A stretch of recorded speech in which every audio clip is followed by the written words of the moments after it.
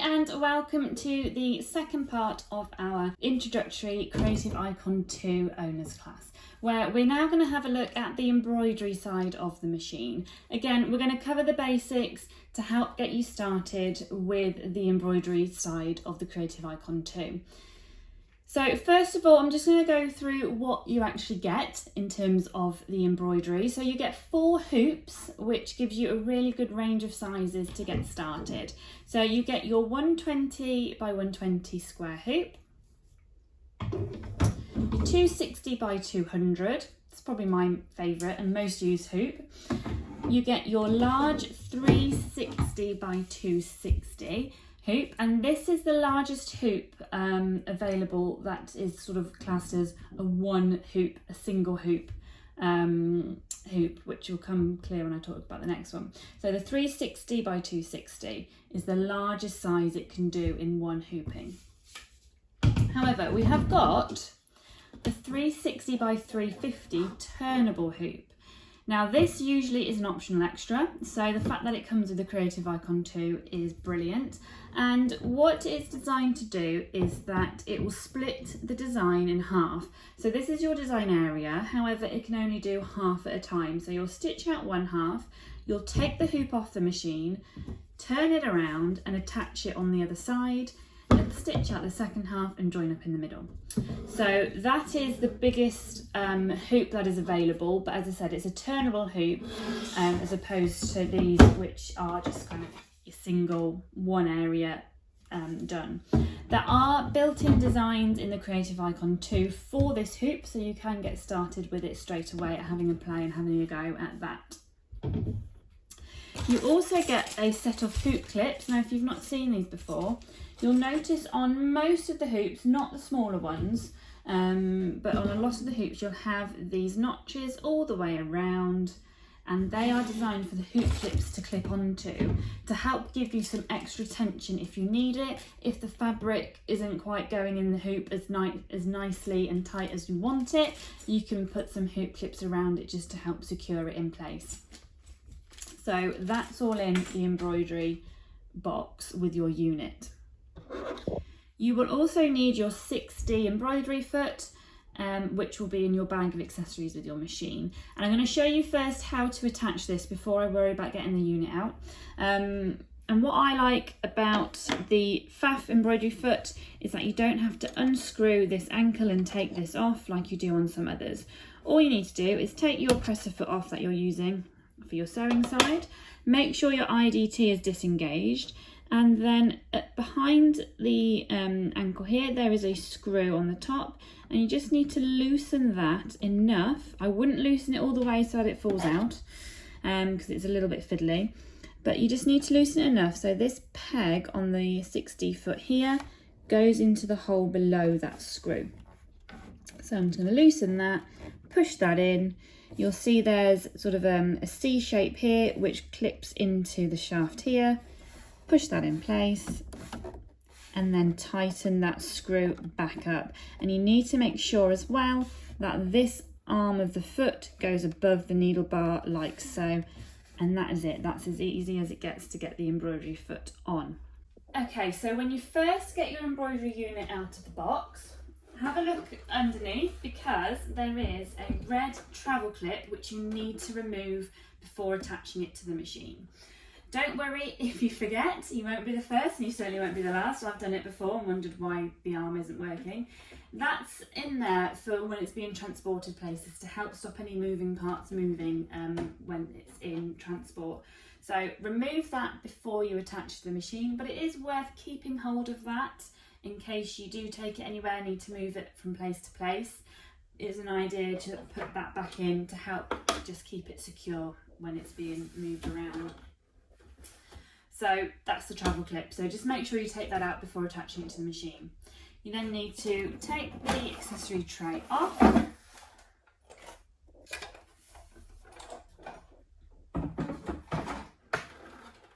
And attach the unit. And push it into place. Now there are some feet on the unit here, so you can unscrew them, unscrew them to level it up if your surface isn't quite level. But then on my machine screen, I'm going to select that I want to do embroidery, and it's going to come up with a message that the arm needs to calibrate, remove the hoop and clear the area. So you need to make sure that there is nothing around this embroidery arm that it can accidentally hit when it's moving. Because if it does that, when you go to stitch out, things may not line up as they should. So I'm going to click OK. It's going to do what it needs to do. And we are now in what is called embroidery edit. So this screen here is the embroidery edit mode, and it's where we do all our designing aspects before we then go to stitch it out. So let's have a look. Some of these symbols down here I will explain when we've got our design actually on the screen, because it won't make much sense until that. First of all, to get your inbuilt designs, it is this flower symbol. So the first flower symbol here, I'm going to click on that and it brings them out. Now it might be that when you first bring it out, it might be a smaller window. But again, we've got the sort of the corner down here that we can touch, and we can pull that to make it out as big as you want and clearer for you to then view the designs. They're broken down into categories, so along the top are all the different menus.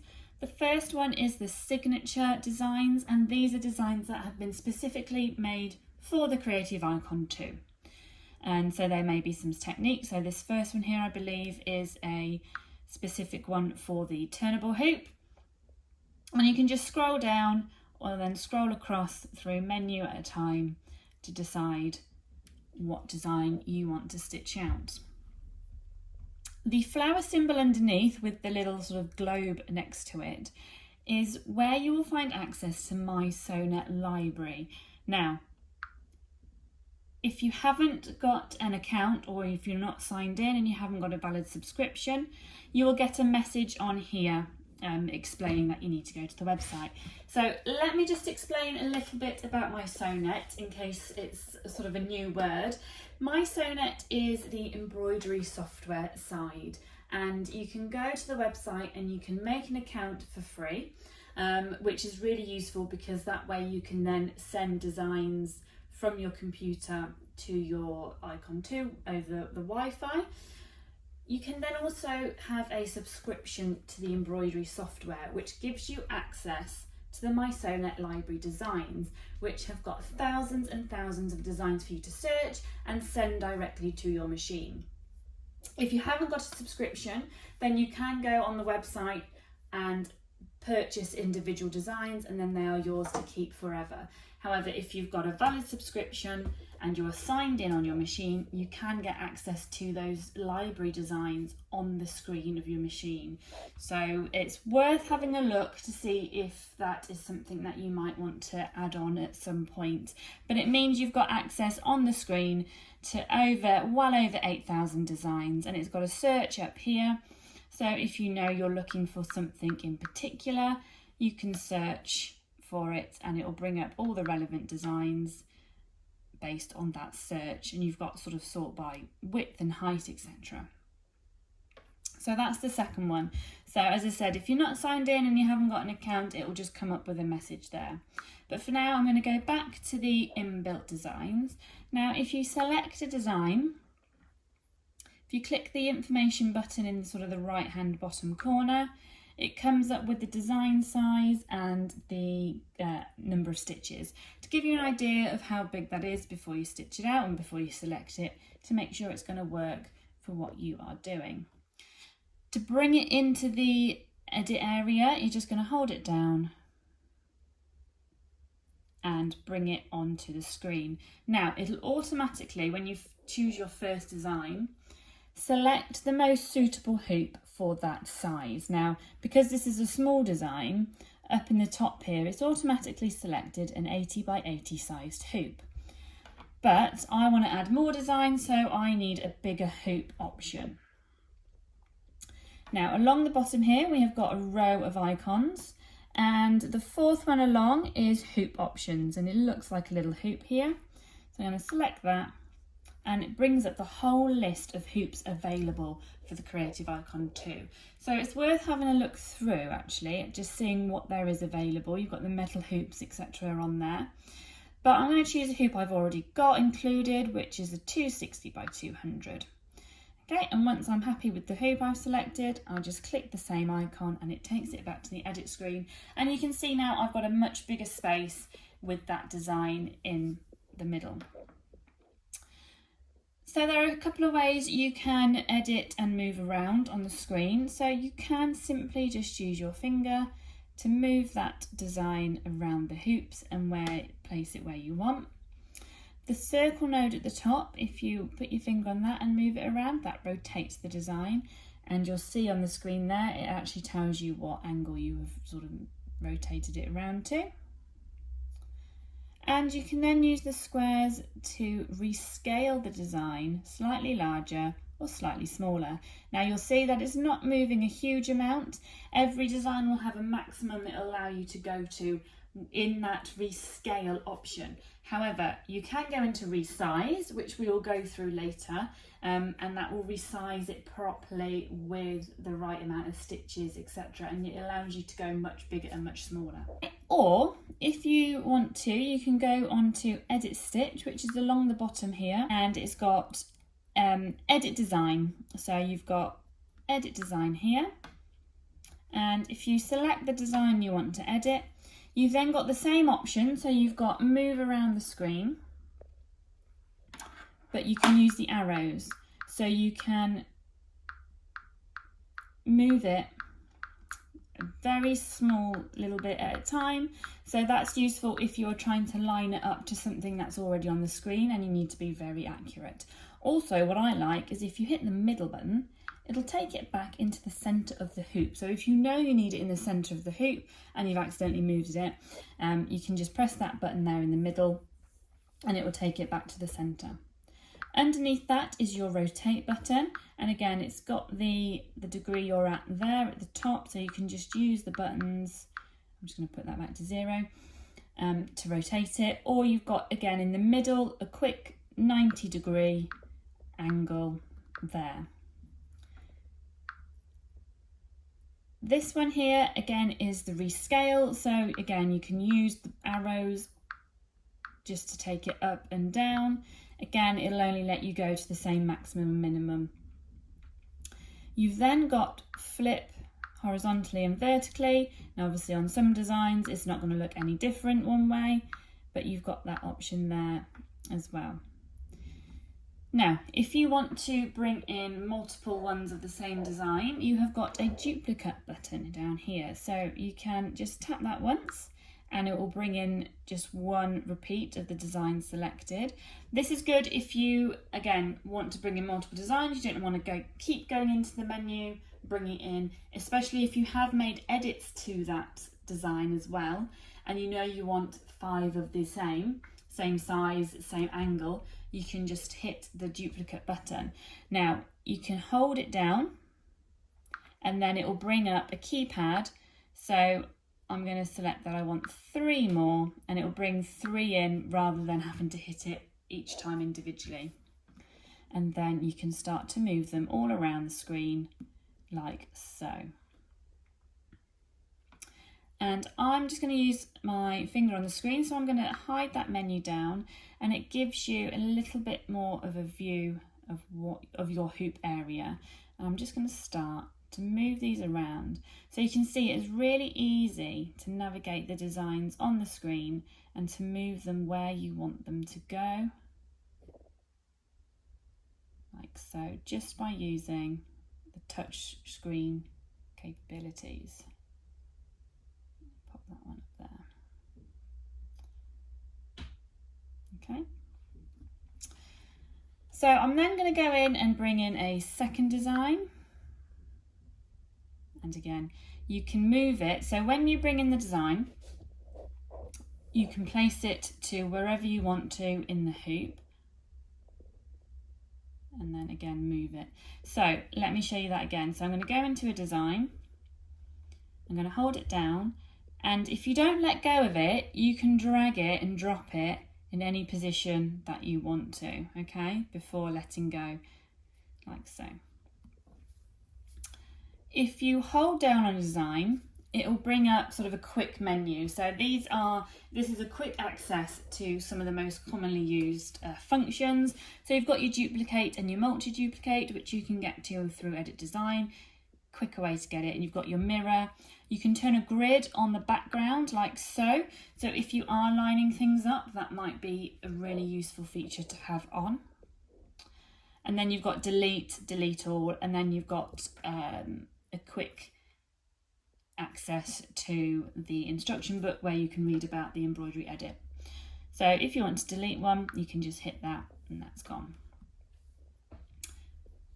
Now I've got a few different designs on, I can go into this icon here, which is the layers function. So imagine as you're building up an embroidery design, you've got layers and layers of different designs, and this is where you'll find all those individual aspects of your design. Now I know that I now want to join some of these together so that they now act as one big design rather than 5 individuals. So you can select multiple, and then you can select the designs you want. And if I just hide that down, you can see on the screen here now, if I just zoom in a little bit, you'll be able to see around each of the selected designs is an individual orange box and then a big box all around all of them. And on the top here, you will see a group button. So I'm going to hit that, and I've lost the long list of individual designs, and it now is showing that those 5 leafy designs are now acting as one, which means when I move that around the screen, they all move together rather than individually. You can ungroup, so it's not permanent. So if you decide actually I suddenly need to move one of those individually, you can ungroup them and it goes back to how it was originally. So that's the layers button. You've then got the colour palette underneath. Now, again, it will come up with the list of different designs that you've got built in, and you can select all of them or you can select multiple. So I'm going to select the one colour. Now, if you are using a particular thread and you want to sort of visualise how it's going to look, you can change the colour on the screen, which can be really useful. If you know you are using a particular type of thread in a particular colour, you can just double check that it's all going to look as you want it to before stitching it out.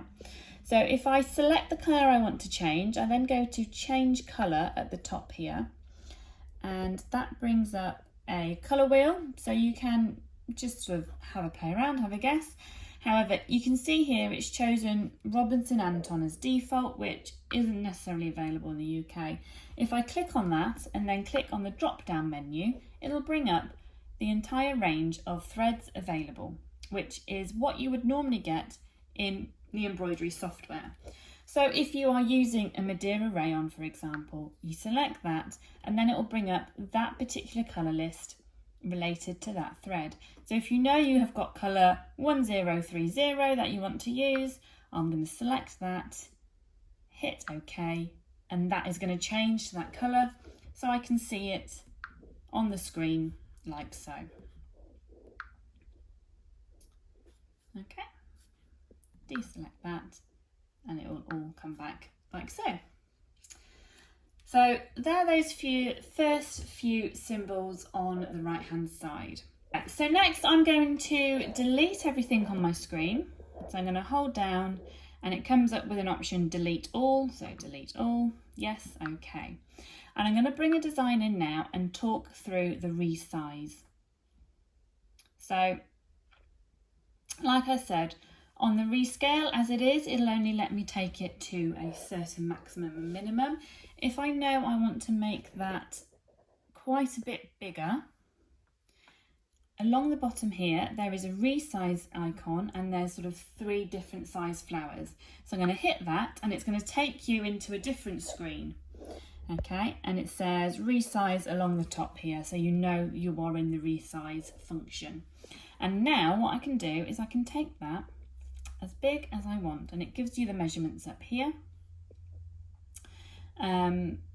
or you can take it small. And what it is doing, it's recalculating the amount of stitches. So a little bit technical, but obviously if you're making a design bigger, but the machine is going to stitch out the same amount of stitches, you're going to start getting gaps between those. So what the resize does is it actually changes the amount of stitches to minimise having those gaps when it stitches out. Okay, and then I'm going to click OK, and it's going to take me back into my embroidery edit with now my larger design.